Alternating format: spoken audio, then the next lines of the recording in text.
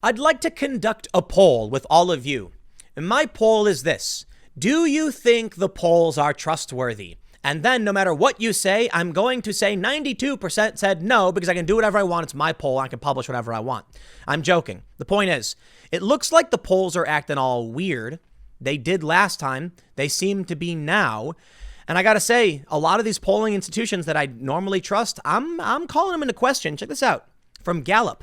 Fewer Americans identifying as conservatives, more as liberals since outbreak began.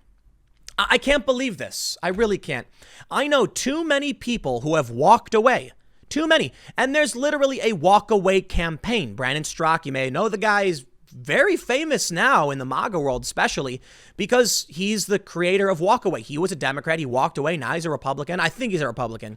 I'm pretty sure most of the people who walked away consider themselves to be conservative or Republican, but maybe that's it. Maybe people don't really identify as conservative, but they don't identify as far left. Maybe liberals are standing up against this, but I just don't buy it because I'll tell you what, if I saw somebody walk away from the Democratic Party and now hang out with conservatives, they'd probably start considering themselves to be conservative. So at least you'd see the number stay the same. What could have happened that would make people all of a sudden not conservative?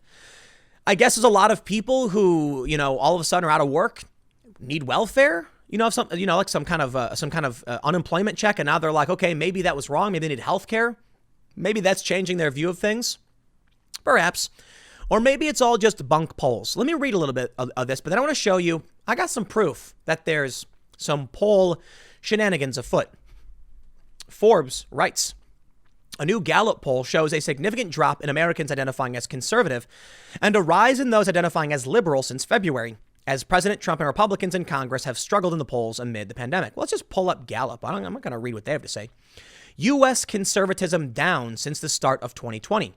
Here we can see in this graph, those that identify as liberal has gone up, those that identify as moderate has gone up, and those that identify as conservative has gone down. Interestingly, we've got in March and April, 37% were conservative to May, June's 36. So it's not the biggest swing in the world. But from March and April to May and June, liberal has gone up 3 points. So let's take a look at this. What is their poll from May and June? Let me tell you something. I'm willing to bet it has something to do with the Black Lives Matter protests. And I'm willing to bet this will swing around the other way if they factor in all of the rioting that's taken place. They say, in January and February, an average of 40% of Americans identified as politically conservative. This was up from 37 in 2019 and was tied for the highest rate of conservatism Gallup had recorded in the past 6 years. This coincided with President Donald Trump being acquitted of impeachment charges. It also came amid strong positive economic signals in the form of near record low unemployment and the Dow Jones Industrial Average reaching record highs.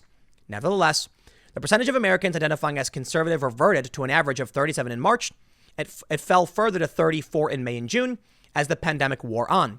Trump's job approval rating has tumbled, and the racial justice movement emerged as a national focus following the death of George Floyd. Very, very, very good for Democrats, I might say. Let's see how the riots play out. Because the latest polling from Rasmussen has good news for Donald Trump. Now, I can't speak to what it means to be conservative or whatever. I consider myself to be moderate over the past several years. I probably would have considered myself to be liberal several years ago, and I did actually. Now I would just say moderate. There you go. What can I say? But I find it hard to believe that people would change their political position based on all of these factors. Like maybe the pandemic really did hurt them, but I have to imagine the rioting would make people conservative like crazy, right? I mean, war and violence and fear and panic doesn't it? Maybe they're just missing July. Maybe this isn't getting into, maybe, I don't know if they have the dates of when they actually did they say May, June. So maybe the second half of June and into July will show more people becoming conservative. Or maybe that's just not the case. Maybe the conservatives are losing. Or maybe people don't want to identify as conservative. Maybe Black Lives Matter really does have a profound impact. I'm not sure. I'll tell you this, though. I don't believe it. I don't believe the polls. I'd be willing to bet, based on the far left insanity and intersectionalism, it could be that it's spreading and people are adopting it, so they're choosing to identify this way. But I'd be willing to bet if 62% of people, according to Cato, say they're uncomfortable expressing themselves, then this is actually incorrect. Or maybe this proves Cato is incorrect. I don't know. It's hard to know which polls to trust, right? We can't just pick and choose. That would be a biased data set. So I'll just tell you this. I don't know. Here's the data. Take it for what you want. But let me show you something. Let me show you something that really, really made me angry. Here's Rasmussen Report's daily tracking for Donald Trump's approval. We can see on the 22nd, 49 approve, 50 disapprove. The 23rd, 49 approve, 49 disapprove. It was tied. On the 24th, it was also tied. On the 21st, so from, let's say on the 21st, we'll start from the 22nd. I used the Real Clear Politics average. Let me show you. President Trump's job approval. Real Clear Politics average. This is what I use because I believe that tracking the average is the better way, the average over the past month, to get a clearer picture of whether or not people are happy with Trump. One poll could simply be static. Okay. So there are polls where it shows a huge spike and a huge drop. You know, look at this. We've got some that say minus 18, some that say minus 9. I'm not sure how much I can believe each individual that have a wide swing like that. You add them all together, you get an average. There you go. Take a look at Rasmussen reports listed here. It says 723 to 727, minus 9. Whoa, minus 9. Well, that's not okay. I mean, that's a bad news for Trump. Here's the thing. A week or so ago, when I was using this poll, you may have seen it, it said tie. It was one of the best polls Trump has had ever because he's been underwater basically the entire time. I mean, look at this. Trump's approval rating right now at 42.4. It's actually been around there many times. In fact, his whole first year was way lower in the high 30s. So this is actually not the worst he's ever been. It's actually kind of average. But I saw that he had Rasmussen saying he was tied. So I went to Rasmussen and lo and behold, we can see on the 23rd and 24th, he did have a tie. On the 27th, however, he was down 6 points. Real Clear Politics changed the number. So instead of saying he was tied, they said he was down 6. Right now, it says from the 23rd to the 27th, he's down 9 points.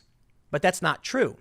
They're not adding up those poll numbers. That's incorrect. Maybe I just don't understand how Real Clear Politics does their average, but I will tell you this. If that's the case, how can it be that if you say date, the 23rd to the 27th gives you minus 9, whereas if you were to add the 23rd, the 24th, and the 27th together, you would not get 45%. You'd get like 47 or 48% because if you averaged it out.